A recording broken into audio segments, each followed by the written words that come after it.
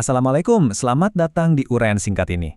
Gini, hari ini kita bakal ngebedah satu topik yang dalam banget, tapi sayangnya sering banget luput dari perhatian kita sehari-hari. Kita bakal ngomongin soal bahaya spiritual yang sembunyi rapat di dalam relung hati kita, yaitu kesombongan.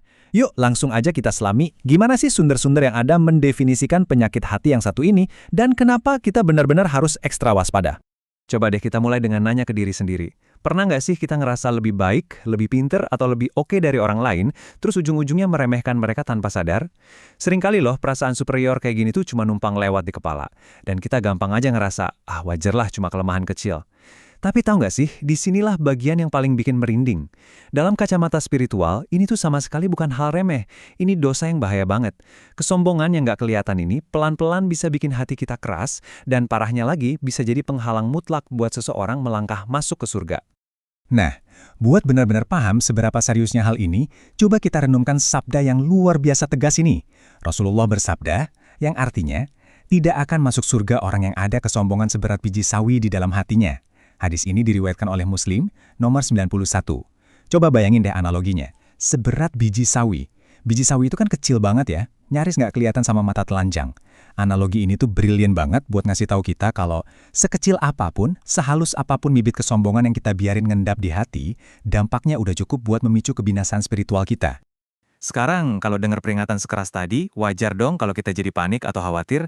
Asal tahu aja, para sahabat di zaman Nabi dulu juga ngerasain hal yang sama persis. Jadi ada satu miskonsepsi yang lumayan umum. Waktu itu ada seorang sahabat yang nanya ke Nabi, kurang lebih pertanyaannya gini, sesungguhnya semua orang senang bajunya bagus, sandalnya bagus, apakah itu kesombongan? Masuk akal banget kan pertanyaannya? Masa iya sih merawat diri, tampil rapi, dan suka hal-hal yang estetik itu dibilang sombong? Nah, mari kita lihat gimana Rasulullah dengan sangat jernih membedakan antara fitrah kecintaan pada keindahan dan wujud asli dari kesombongan itu sendiri. Dan ini dia jawaban beliau yang dengan indah meluruskan pemahaman kita semua. Beliau menjawab, sesungguhnya Allah Maha Indah dan mencintai keindahan. Kesombongan adalah menolak kebenaran dan merendahkan manusia. Hadis ini, yang juga kelanjutan dari riwayat Muslim tadi, ngasih batasan yang super tegas. Jadi poin krusialnya ada di dua parameter utama ini. Pertama, menolak kebenaran alias pas gengsi atau ego kita ngehalangin kita buat nerima fakta yang benar, cuma gara-gara ngerasa paling tahu. Dan yang kedua, merendahkan manusia, yaitu ngelihat orang lain lebih hina, lebih bodoh, atau lebih bawah derajatnya dari kita. Jadi udah jelas ya, suka baju atau sandal bagus itu sama sekali bukan kesombongan, selama hati kita bersih dari sikap ngerendahin orang lain. Terus apa jadinya kalau kita tepat nekat miara kesombongan ini? Coba kita perhatikan peringatan yang sangat serius ini. Ada 3 tahap hukuman di hari kiamat nanti buat orang-orang yang sombong. Ini disabdakan langsung sama Rasulullah dalam hadis riwayat Tirmizi nomor 2492.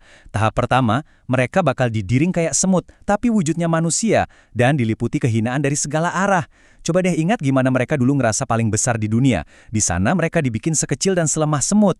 Kedua, mereka bakal digiring ke sebuah penjara khusus di dalam neraka yang namanya bulas. Dan tahap ketiga, di bawah api neraka yang sangat panas, mereka dipaksa minum nanah dan darah yang ngalir dari tubuh penghuni neraka lainnya. Benar-benar peringatan mengerikan yang bikin kita sadar betapa hinanya kesombongan di hadapan Sang Pencipta. Ngelihat konsekuensi yang seberat itu, pastinya kita harus cari jalan keluarnya dong, dan syukurlah, disinilah kita nemuin solusi sekaligus harapan. Kunci utama buat selamat itu adalah menghiasi diri kita dengan tawadu atau kerendahan hati. Tawadu ini ibarat penawar, antitesis langsung dari kesombongan. Ini tuh sebuah proses sadar di mana kita ngebersihin hati sambil benar-benar menyadari kalau semua kelebihan, harta, atau ilmu yang kita punya itu murni cuma titipan. Nggak ada satupun celah buat kita ngerasa lebih mulia di hadapan Tuhan maupun di atas sesama manusia. Intinya, keselamatan dan kedamaian spiritual kita itu berakar kuat dari seberapa rendah hati kita ngejalanin hidup ini. Sebagai penutup dari refleksi spiritual kita di uraian singkat ini, mari kita tundukkan hati sejenak.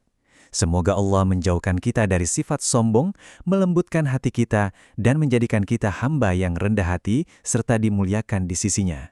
Amin. Allahu a'lam bishawab. Semoga konten ini bermanfaat. Jangan lupa sebarkan kebaikannya dengan tombol share dan dukung kami dengan like dan subscribe.